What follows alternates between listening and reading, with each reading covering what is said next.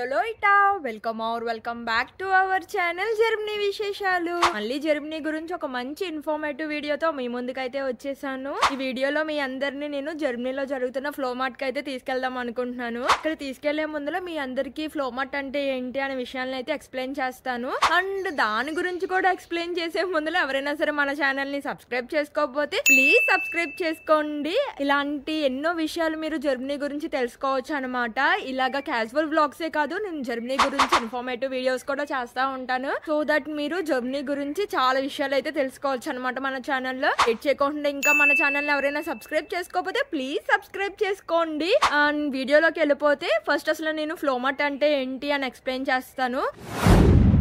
మీలో చాలా మందికి ఫ్లో మార్ట్ అంటే ఏంటో తెలిసిన వాళ్ళు కూడా ఉండుంటారు, బట్ తెలియని వాళ్ళు కూడా చాలా మంది ఉంటారు. కాబట్టి ఫస్ట్ అసలు ఫ్లో మార్ట్ అంటే ఏంటి అని చెప్తాను. బేసికల్లీ ఫ్లో మార్ట్స్ అనేవి జర్మనీలో చాలా ఫేమస్ అనమాట. ఇంకా జర్మనీలోనే కాదు, నిజంగా చాలా అబ్రాడ్ కంట్రీస్ లో కూడా ఫ్లో మార్ట్స్ అనేవి చాలా ఫేమస్ అనమాట. కెనడా తీసుకున్నా, జపాన్ తీసుకున్నా, సౌత్ కొరియా తీసుకున్నా, యుఎస్ఏ, ఇలా డిఫరెంట్ కంట్రీస్ లో ఫ్లో మార్ట్స్ అనేవి డిఫరెంట్ నేమ్స్ తో జరుగుతూ ఉంటాయి అనమాట. జర్మనీలో అయితే ఫ్లో మార్ట్ అంటారు, అండ్ వేరే కంట్రీస్ లో అయితే ఫ్లీ మార్ట్ అని కూడా పిలుస్తారు అనమాట. సో బేసికలీ ఫ్లో మార్ట్ అన్న ఫ్లీ మార్ట్ అన్న ఒక్కటే.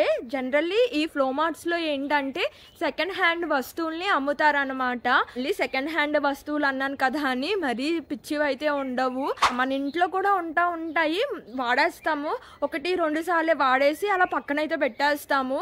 ఒక్కొక్కసారి మనం ఏదో కొనుక్కుని వస్తాము, బట్ అవి మనకి సరిపోక అలా అని పాడేలేక అలా ఇంట్లో అయితే దాచుకుని ఉంటాం కదా. అలాంటి వస్తువుల్ని ఫ్లో మార్ట్స్ లో అమ్ముతారు అనమాట. కొన్ని సార్లు ఏంటంటే వింటేజ్ వస్తువులు కూడా ఇలా ఫ్లో మార్ట్స్ లో అయితే అమ్ముతా ఉంటారు. జర్మనీలో ఎక్కువగా ఫ్లో మార్ట్స్ లో కిండర్ ఫ్లో మార్ట్స్ ఫేమస్ అనమాట. కిండర్ ఫ్లో మార్ట్స్ అంటే చిన్నపిల్లల ఫ్లో మార్ట్స్ అని. చిన్నపిల్లలకి బట్టలు అనేది కొంటాము, బట్ అవి నెక్స్ట్ మంత్ కే టైట్ అయిపోతాయి, చిన్నవి అయిపోతా ఉంటాయి, మళ్ళీ యూజ్ చేయాలన్నా సరే అవ్వవు. సో అలాంటి వస్తువుల్ని ఎక్కువగా చిన్న పిల్లలకి సంబంధించిన అలాంటి వస్తువుల్ని అమ్ముతారనమాట కిండర్ ఫ్లో మార్ట్ లో. ఇప్పుడైతే ఈ రోజు ఎస్పెషల్లీ మీ అందరినీ కిండర్ ఫ్లో మార్ట్ కే తీసుకెళ్తున్నాను.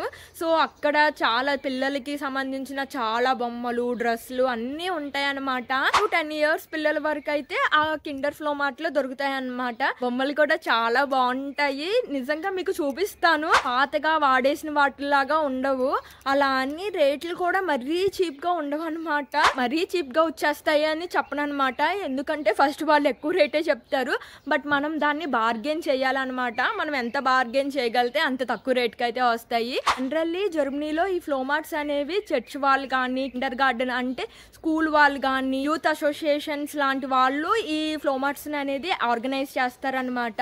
ఈ ఊర్లోనూ జరుగుతూ ఉంటాయి. పెద్ద సిటీల్లో అయితే ప్రతి వారం ఫ్లో మార్ట్స్ జరుగుతాయి అనమాట. ఇంకా చిన్న మాలాంటి ఊర్లో అయితే అకేషన్ బట్టి ఫ్లో మార్ట్స్ అనేవి జరుగుతూ ఉంటాయి.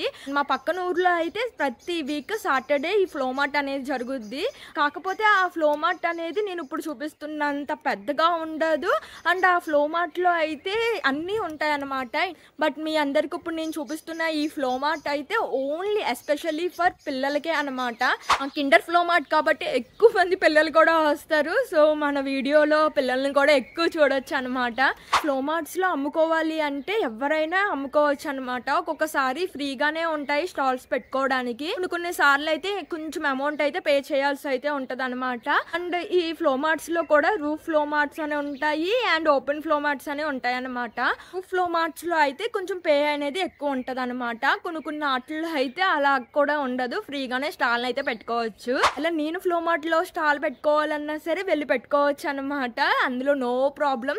మా ఇంట్లో ఏవైతే వస్తువులు వాడుకోకుండా అలా పడి ఉన్నాయో అవన్నీ తీసుకెళ్లి ఫ్లో మార్ట్ లో పెట్టుకుని హ్యాపీగా అమ్మేసుకోవచ్చు. పిల్లలంటేనే ఎదుగుతా ఉంటారు కదా, సో ఇక్కడ వాళ్ళు ఎలా ఆలోచిస్తారో బేసికల్లీ చెప్తున్నాను వినండి.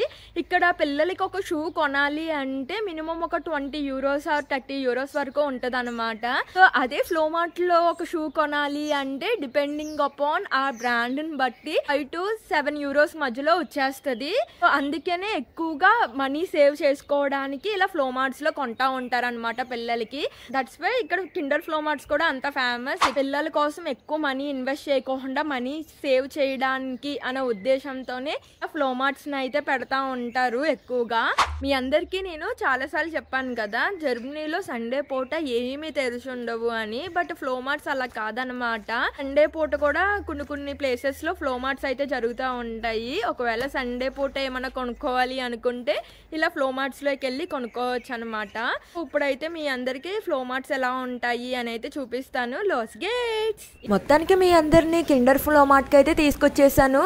వెళ్ళంగానే నా కళ్ళు అయితే ఈ జాకెట్ మీద పడిపోయింది. రేట్ ఎంత అని అడిగితే €8 అని చెప్పారు. ఈ జాకెట్ కాస్ట్ వచ్చేసరికి €10 అంట. ఈ బుడ్డ చూడండి స్ట్రాలీని ఎలా తోసుకుంటా వెళ్ళిపోతుందో. ఈ ఫ్లో మార్ట్స్ లో స్టాల్స్ అయితే చూసారు కదా, కిందే పెట్టేశారు. దీన్ని ఓపెన్ ఫ్లో మార్ట్ అంటారు. ఓపెన్ ఫ్లో మార్ట్ అయితే ఇలా ఓపెన్ గా పెడతారు అనమాట.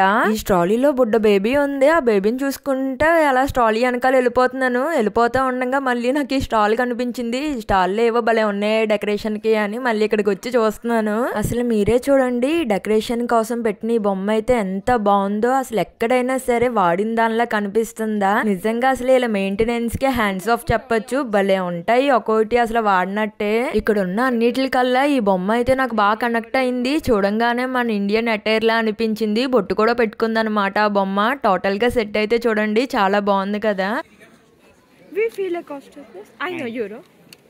ఈ బుడ్డ కారు చాలా బాగుందని ఎంత అని అడిగాము. €1 అని చెప్పారు. €1 అంటే మన కరెన్సీలో సుమారుగా ఆ బొమ్మ ₹100కి వస్తున్నట్టు. కార్ కింద ఉన్న స్విచ్ ని ఆన్ చేస్తే కార్లో నుంచి మ్యూజిక్ కూడా వస్తుంది. కార్ కూడా చూడడానికి బాగా అనిపించింది. నాకు మా వారికి బాగా నచ్చేసింది ఆ కార్ అయితే. ఈ స్టాల్ లో పందులు చూసాను, భలే ఉన్నాయి కదా. ఈ పందులు చూసి ఎంత రేట్ అని అడిగితే €2.5 చెప్పారు. అంటే సుమారు మన కరెన్సీలో ఒక ₹200 అనమాట. ఈ బ్యాగ్ కాస్ట్ వచ్చేసరికి €10 చెప్పారు. అంటే సుమారు ఒక ₹1000 వేసుకోండి. ఇంకా ఇటు పక్కన ఇలాగా చిన్న పిల్లలకి వింటర్ జాకెట్స్ కూడా ఉన్నాయి అనమాట. ఇలా వింటర్ జాకెట్సే కాదు, చిన్న పిల్లలకి క్యాజువల్ డ్రెస్సెస్ కూడా ఉన్నాయి అనమాట సమ్మర్ లో వేసుకోవడానికి. అండ్ ఇక్కడ కొన్ని బుక్స్ కూడా ఉన్నాయి. నిత్య అయితే నకులన్ కోసం కొన్ని బుక్స్ అయితే వెతుకుతుంది. బుక్స్ అన్ని జర్మన్ లోనే ఉంటాయి. ఈ బుక్స్ లో స్టోరీ టెల్లింగ్ అని, ఫ్రూట్స్ నేమ్స్ అని, బాడీ పార్ట్ నేమ్స్ అని అలా ఉంటాయి అనమాట. ఇక్కడ స్కూల్స్ లో జర్మన్ లోనే నేర్పుతారు. అండ్ జర్మన్ లోనే ఎగ్జామ్స్ గానీ ఏవైనా ఉంటాయి. మనకి ఇంగ్లీష్ లో ఎలా ఉంటదో ఇక్కడ వాళ్ళందరికీ జర్మన్ లోనే ఉంటది అనమాట. సో నకులన్ స్కూల్ కి వెళ్లే టైం కి కొంచెమైనా జర్మన్ రావాలి కదా, అందుకనే బుక్స్ అయితే చూస్తున్నారు కదా. ఫ్లో మార్ట్స్ లో స్టాల్స్ అయితే ఎలా పెట్టుకున్నారో. కొంతమంది అయితే బెంచ్లేసి పెట్టుకున్నారు, కొంతమంది అయితే డైరెక్ట్ గా కింద ఫ్లోర్ మీద పెట్టేశారు అనమాట. ఈ స్టాల్ లో చూడండి ఎంత కామెడీగా ఉన్నాయో. ఇయర్ రింగ్స్ 2 పినీసులను అయితే గుచ్చేసి పెట్టేశారు. మళ్ళీ ఏమన్నారో చెప్పనా, ఇవన్నీ హ్యాండ్ మేడ్ ఇయర్ రింగ్స్ అని చెప్పారు. ఒక్కొక్కటి మళ్ళీ ఎంత అనుకుంటున్నారు, ₹100 అనమాట.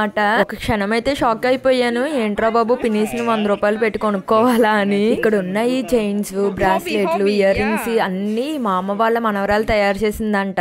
నాకు తెలిసి జర్మనీలో పిల్లలున్న ఇంట్లో లెగో బొమ్మలు లేని ఇల్లు అయితే ఉండదేమో. అంత ఫేమస్ అసలు లెగో బొమ్మలు జర్మనీలో. ఏదో ఫ్లో మార్ట్ లో కాబట్టి చిన్న బొమ్మలు €8కి €4కి అమ్ముతున్నారు గానీ అదే లెగో స్టోర్ కి వెళ్ళి కొనాలంటే అదే బొమ్మ €30-40 ఉంటది. ఈ బొచ్చుకొక్క పిల్ల చూడండి తాకుపుకుంటే ఎలా వెళ్ళిపోతుందో. పిల్లల్ని పెట్టి తీసుకెళ్తున్నారు చూసారా, వాటిల్ని కిండర్ వ్యాగన్స్ అని అంటారు. పిల్లలు పడుకోవడానికి ఆడుకోవడానికి సౌకర్యంగా ఉంటదని ఇలాగా వీటిల్లో పెట్టి తీసుకెళ్తారనమాట. ఇక్కడ కూడా చాలా బొమ్మలు కనిపించినాయి. అందులో ఈ ట్రైన్ బొమ్మ అయితే బాగా నచ్చింది. ఇది చెక్క బొమ్మ అంట. ఈ బొమ్మ కాస్ట్ వచ్చేసరికి €2 చెప్పారు. అంటే $200 అనమాట. కానీ ఇక్కడ మీరు ఒకటి అబ్జర్వ్ చేశారా, అన్ని పాత బొమ్మలు అయినా సరే చూడడానికి అసలు ఎంత కొత్తగా ఉన్నాయో. ఈ స్టాల్ లో అయితే మాకు ఈ బొమ్మ చాలా బాగా నచ్చింది. సరే కొందాం కదా అని అడిగితే వాళ్ళు కాస్ట్ ని వాళ్ళ పాపనైతే అడుగుతున్నారు. వాళ్ళ పాప ఎంత చెప్తే మాకు అంతే కాస్ట్ అయితే చెప్పారనమాట. మొత్తానికి పాప అయితే €5 అని చెప్పింది. €5 అంటే €5 అనమాట. సో బేసికల్లీ ఈ బొమ్మ ₹450కి వచ్చినట్టు. కానీ నాకు భలే అనిపించింది, పిల్లల బొమ్మలు కాబట్టి పిల్లలు ఎంత రేటు చెప్తే అంత రేటుకే అమ్ముతున్నారు. ఇక్కడైతే ఈ బుడ్డ నెయిల్ పాలిష్ చూసి భలే అనిపించింది. ఒక్కొక్క నెయిల్ పాలిష్ 50 సెంట్స్ చెప్పారు. మొత్తం 10 నెయిల్ పాలిష్లు ఉన్నాయి. సరే కదా అని వెంటనే 10 నెయిల్ పాలిష్లు తీసేసుకున్నాం అనమాట. మన కరెన్సీలో అయితే ఒక్కొక్క నెయిల్ పాలిష్ ₹40. ఈ బుజ్జి హెడ్ క్యాప్ చూడంగానే భలే అనిపించింది. ఇంకా మనకు పట్టినా పట్టకపోయినా పట్టించేద్దామని అలాగే ఎలాగోలాగా కొంచెం పట్టించేసేసాను. రాఘవి అయితే సాన్విక కోసం డ్రెస్సులు చేస్తుంది. ఏదైనా మ్యాచ్ అయితే కొందాము అని. అక్కడ చేతిలో కనిపిస్తుంది చూసారా, దాని కాస్ట్ వచ్చేసరికి €8 చెప్పారంట. బేరం ఆడితే €4కి ఇస్తానందంట. చూసారా 50% రేట్ తగ్గించేసింది. సో బేరం ఆడే కెపాసిటీ ఉంటే చాలా తక్కువగా వస్తాయి.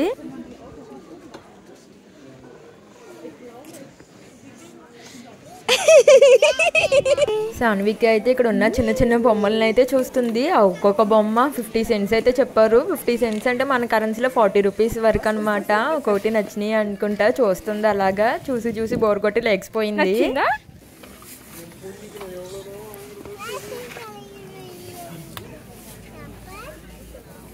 మొత్తానికి మన హైట్కి చాలా కష్టం అవుతుందని ఇంట్లో ఇలాగ ఫ్లోమార్ట్లో ఈ స్టూల్ని అయితే తీసుకున్నాను. 3 euros అయితే వచ్చింది ఈ స్టూలు. ఈ వ్లాగ్ని అయితే ఇక్కడితో ఎండ్ చేసేస్తున్నాను. మీరు ఫ్లోమార్ట్ గురించి ఎంత కొంత తెలుసుకున్నారు అనుకుంటున్నాను. ఇలాంటి మరెన్నో విషయాలు తెలుసుకోవాలంటే లేట్ చేయకుండా మన ఛానల్ని సబ్స్క్రైబ్ చేసుకోండి. అండ్ ఎక్స్ప్లెనేషన్ కనుక నచ్చినట్లయితే ప్లీజ్ లైక్ ఇవ్వండి. అండ్ అంతేకాకుండా మీ ఫ్రెండ్స్ అండ్ ఫ్యామిలీతో కూడా ఈ వీడియోని అయితే షేర్ చేసుకోండి. మళ్ళీ ఒక మంచి వీడియోతో మీ ముందుకైతే వస్తాను. అంతవరకు సెలవు. బాయ్.